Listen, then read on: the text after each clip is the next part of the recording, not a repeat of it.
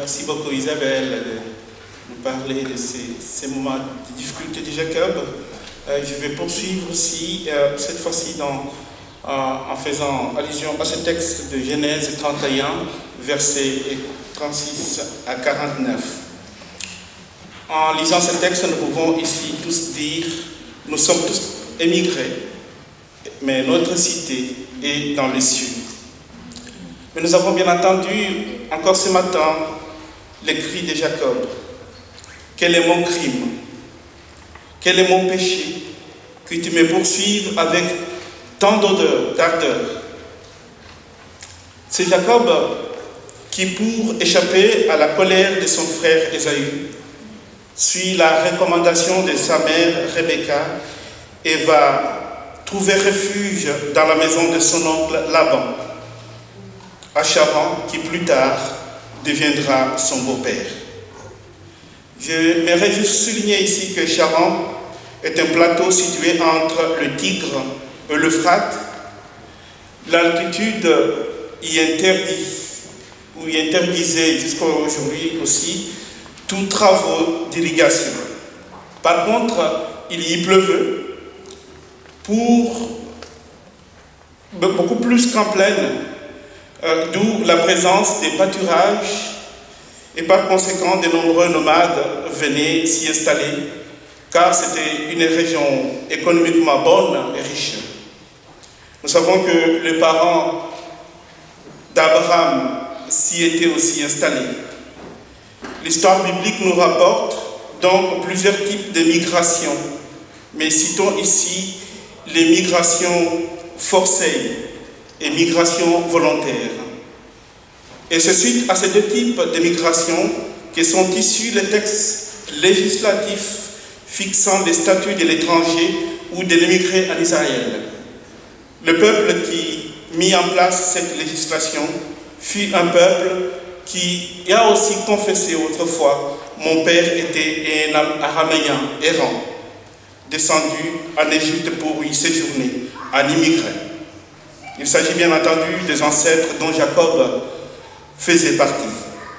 Et comme Jacob, le réfugié forcé à l'être malgré eux, aimerait participer avec leurs compétences et leur savoir-faire à la stabilité des villes qui les accueillent. Nous nous rappelons ici de la recommandation du Seigneur au peuple d'Israël, alors esclave en Babylone. Au travers de son serviteur Samuel, dans Samuel 29, Dieu recommandait son peuple de cultiver la terre, de travailler et ne pas seulement attendre une sorte d'assistance sociale, de se marier et surtout de prier pour ces pays d'accueil et ces autorités car leur succès, leur réussite dépendait du bonheur de ce pays. Le texte nous décrit Jacob, un travailleur. Il a travaillé dur et par sa présence à Charan, Dieu a tourné son regard favorable au bétail et à tous les biens de Laban. Par le texte biblique, nous découvrons que la figure du réfugié, du migrant, d'une manière générale, a toujours présenté des différents visages et que le regard porté sur un réfugié, sur un migrant, est lui aussi très divers.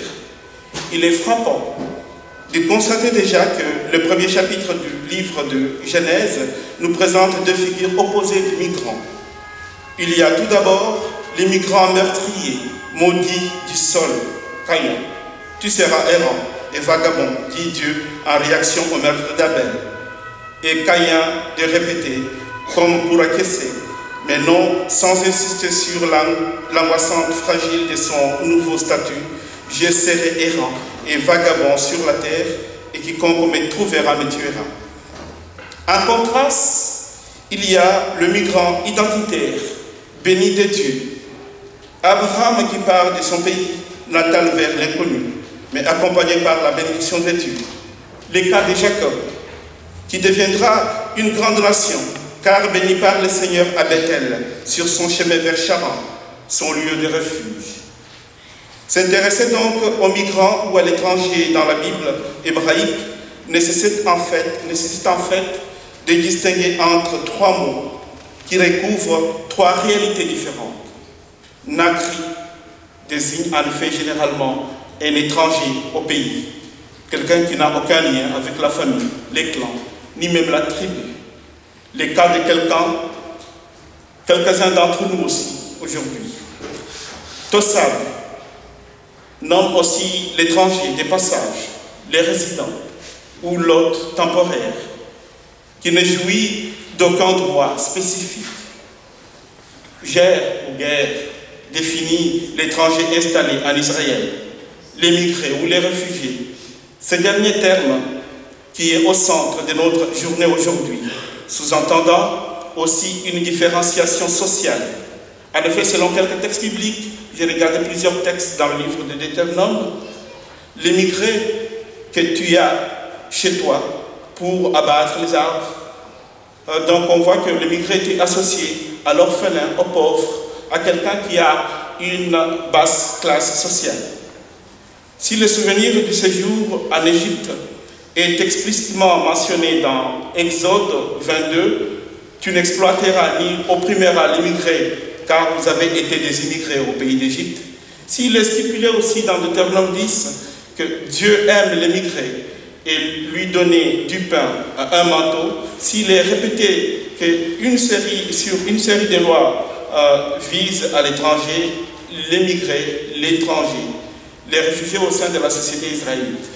Force est cependant de constater que parfois il y a la loi de la théorie à la pratique, la législation qui maintient une différence et accepte comme allant de soi l'infériorité sociale des émigrés.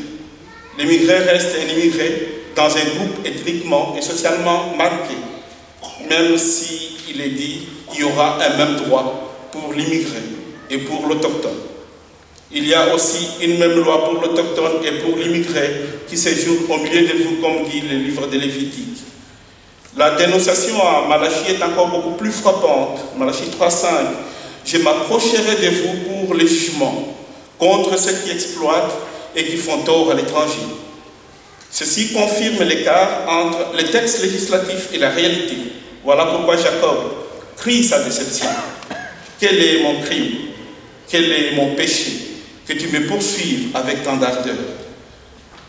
À la charnière de temps, l'événement Jésus de Nazareth a fait éclater ces notions d'étrangers et de migrants pour leur donner une dimension nouvelle. C'est qu'avec le Nouveau Testament, nous vivons les temps d'une valorisation du terme de l'étranger ou du migrant, dans la mesure où ces deux notions plutôt servent à caractériser les chrétiens, dont l'objectif n'est plus de jouir en toute quiétude de l'héritage d'une terre, mais d'habiter, au dire de Paul, une cité céleste.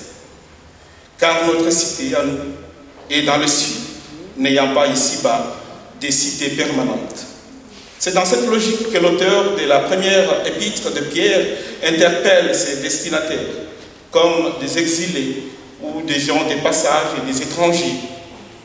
On trouve les mots comme parokoi ou parépidémoi, au sens où l'on considère qu'ils ont un autre système de valeurs et probablement une autre espérance, mais grâce à l'œuvre de paix réalisée par le Christ notre Seigneur.